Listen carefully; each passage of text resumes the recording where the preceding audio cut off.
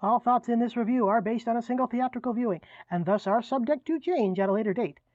There will be full spoilers past this point, and as this is an opinion-based piece, your satisfaction in watching the video is not guaranteed. Okay, I've been to see the film that I only went to see out of obligation to the subject matter of my channel, that I was 90% certain was going to be a cliche mess, and yeah, that's pretty much exactly what I got. And I mean it, the cliches are all over this film.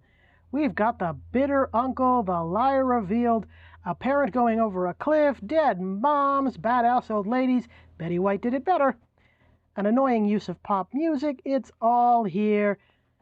And as I heard one kid in the theater put it, it's weird. And yeah, I agree with them, it's weird.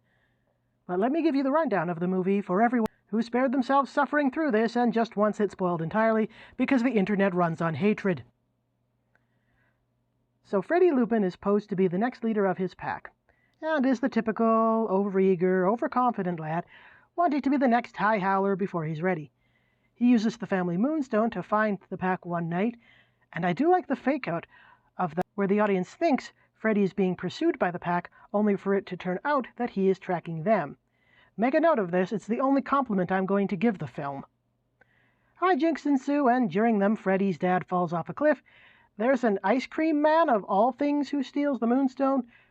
Why is there an ice cream seller in a forest in the middle of the night? Anyway, he sees Freddy get dragged away by his uncle and assumes he got eaten and wants to expose werewolves to the world. And with his sidekick stuffed monkey Scoops, proceeds to do a piss-poor job of it. Meanwhile, Freddy wolfs into his werepoodle form, gets stuck in it by his annoying cousins, and tries to get the moonstone back in hopes of fixing it. Along the way, he meets other dogs that werewolves hate and vice versa for reasons not stated, makes friends, actually finds his dad alive, defeats his uncle, and learns to accept himself as he is. Sort of. As I said, the film is weird, and it's weird in that there is simultaneously too much and not enough going on here. Freddy is supposed to be going on a journey of self-discovery and learning to be comfortable with the wolf he is, not the one he wants to be, but he doesn't get a full arc. Again, this film is supposed to be about him coming into himself, and yet at the end we've got him in a stolen superhero outfit at the big climax where the cape gets caught on his hand and ruins his speech to the villain. The film is still treating him as a joke. The need for laughs is undermining character growth. Oh, and his speeches to his uncle, by the way, I feel the need to clarify that, since there are two villains for the movie, and neither feels threatening because they're both fighting for screen time, to the point that I forgot about one whenever the other one was on screen. The uncle is also undermined by his associates, helping the main characters engage in a lot of body humor. And my gods, the body humor is everywhere in this thing. Now, I didn't like this kind of raunchy humor at the age I was supposed to, and I still don't like it now. So the long scene of Freddy relieving himself on every surface possible during a jailbreak scene was, not fun. Also, the wieners gag that happens after he gets turned back into his boy self sans clothes is something that I'd expect out of Sausage Party, not a PG-rated film. Which actually would mean that raunchy humor is meant to appeal to adults as a way of showing an animated work is more mature than that kiddie stuff about love and friendship, damn it. I'm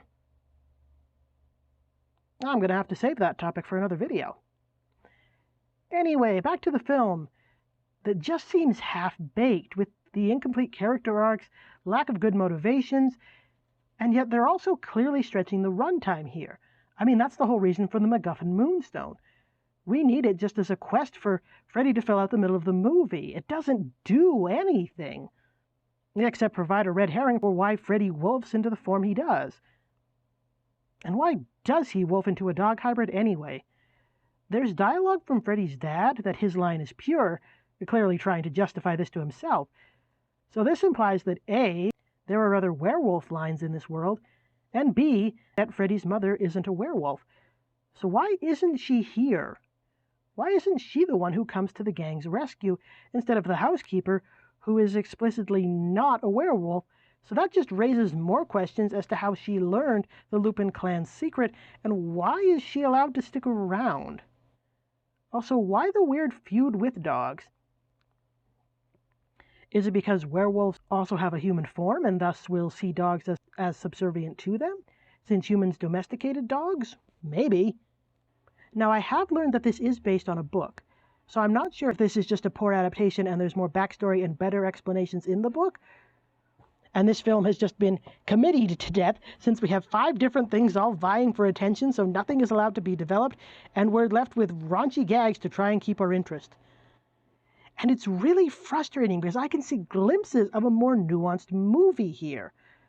I think the werewolves saving humans, even though they know humans would never understand or trust them, is interesting, and I would like to know more about how that came to be.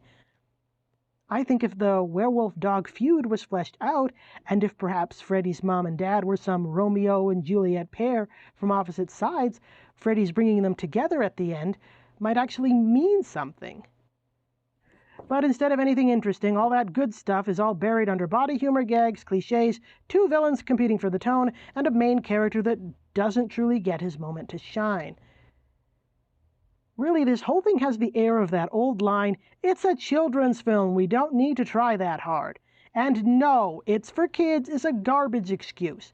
Disney is family entertainment, and in its golden age made beautifully, technically groundbreaking films. Don Bluth in the 80s made kids' films with a lot of heavy themes and imagery. Avatar: The Last Airbender, She-Ra, and My Little Pony are all aimed at kids, and yet they still managed to have lore systems and complex character dynamics and told great stories while they were at it. Hell, Richard Williams spent a good chunk of his professional life being an animator for hire for commercials, and made beautiful work doing so, because having a specific audience in mind does not give you license to suck. And yes, this movie sucks like a Hoover. As I said, I liked the opening with the fake-out, and if you really push me, I can say I liked Freddy's poodle design. Everything else, though, was a slog that made me wish I'd bought overpriced popcorn to eat so I could have had something good out of this experience. Yeah, for me, 100% Wolf is 100% unsatisfying.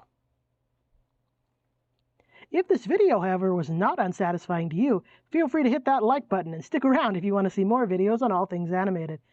And if you have thoughts about the movie, let's talk about them in the comments.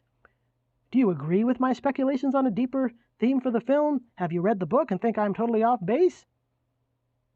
Or was the movie's tone and focus on body humor gags something that you liked? Let me know, or not. And until then, thanks so much for watching, everyone, and I'll see you next time.